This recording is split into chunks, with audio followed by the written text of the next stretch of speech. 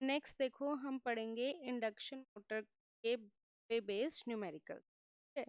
IP में ज़्यादा numerical आते नहीं है पर जितने थोड़े बहुत आते हैं। एक तो मैंने डी का करवाया था, याद है ना? कौन से फॉर्मूले पे करवाया था? E equal to V minus I ए आर ए पे करवाया था। और अब हम जो पढ़ेंगे न्यूमेरिकल वो किस पे पढ़ेंगे? इंडक्शन मोटर पे। तो इंडक्शन मोटर पे जो न्यूमेरिकल आते हैं वो क्या आते हैं? बेसिकली क्या होता है, दोनों के स्पीड का डिफरेंस। एक तुम्हारी स्टेटर की स्पीड और एक तुम्हारी होती है रोटर की स्पीड। दोनों के बीच का difference divided by N S. Tip हमेशा हम परसेंटेज में काउंट करते हैं तो इसलिए मल्टीप्लाइड बाय 100। ठीक है।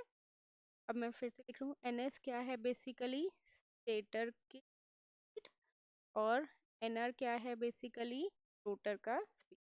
अब तुम मुझे बता सकते हो किसकी आइडियली ज़्यादा होनी चाहिए? स्टेटर की स्पीड ज़्यादा होनी चाहिए या रोटर की स्पीड ज़्यादा होनी चाहिए?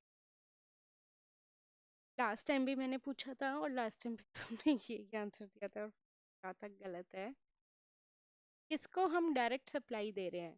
स्टेटर को हम डायरेक्ट सप्लाई दे रहे हैं या रोटर को हम डायरेक्ट सप्लाई दे रहे हैं? पहले ये बताओ। तो जिसको हम डायरेक्ट सप्लाई दे रहे हैं उस ज़्यादा होनी में, जिसको डायरेक्ट सप्लाई नहीं दे रहे उसको ज़्यादा होनी चाहिए। स्टेटर की होगी ना, तभी तो देखो मैंने एन एस माइनस कर रहा है। मैंने N R minus N S करते तो स्पीड ज़्यादा होती। मैं यहाँ पे इसलिए बता रही हूँ कि बच्चे कंफ्यूज हो जाते हैं कि क्या था। तो स्टेटर की स्पीड ज़्यादा होती है तो N S minus N R करना है। ओके। ठीक है। अब मैं यहाँ से अगर एन आर की वैल्यू निकालना चाहूँ, क्या निकलेगी?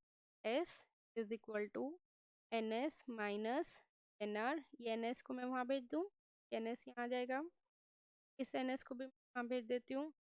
तो N S S minus equal to minus N R. तो यहाँ से एन आर की कितनी वैल्यू हो जाएगी? N S into 1 minus S. Right.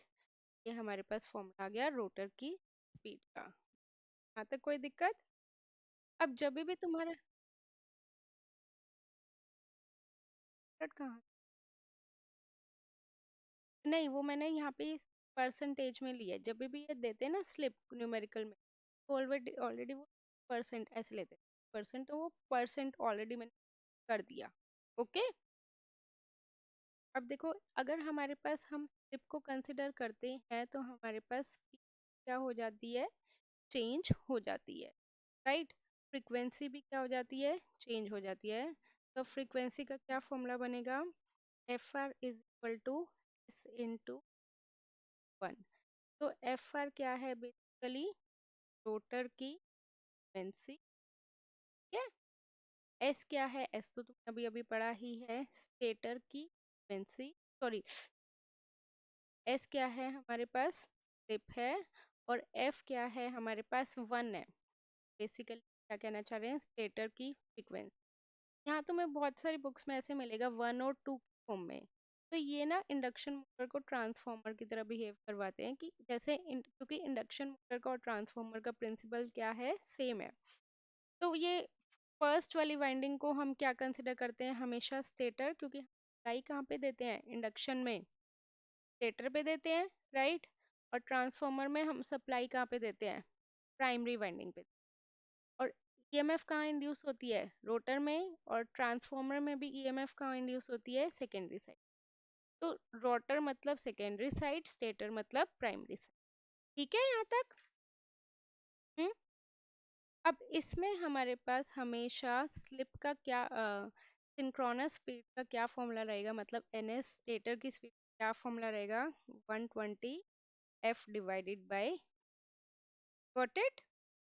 पहले एक बार ये फॉर्मूलेस लिख लो फिर इस न्यूमेरिकल्स कर।